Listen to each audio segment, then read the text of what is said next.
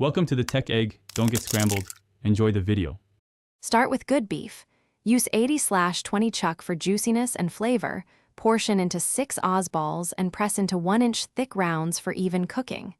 Handle meat very gently to keep texture light, do not overwork. Loosely shape and then chill for 20 minutes so the fat firms up and the patties hold shape. Right before cooking, season each side with about 1 teaspoon salt and 1/2 teaspoon freshly ground black pepper to enhance crust and interior seasoning. Heat a heavy skillet or cast iron on high until it just begins to smoke to get a proper Maillard crust. Add a thin film of oil and place the patties down without crowding.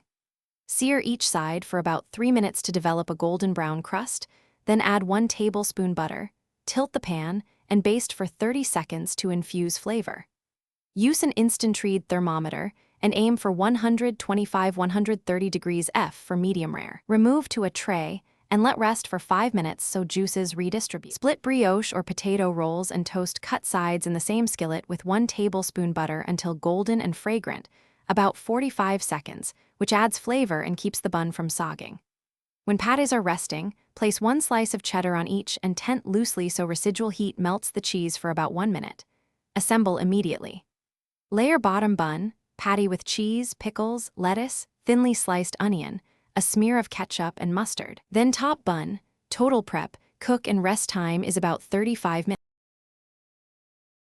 Thanks for watching. Consider subscribing if I helped unscramble your problems.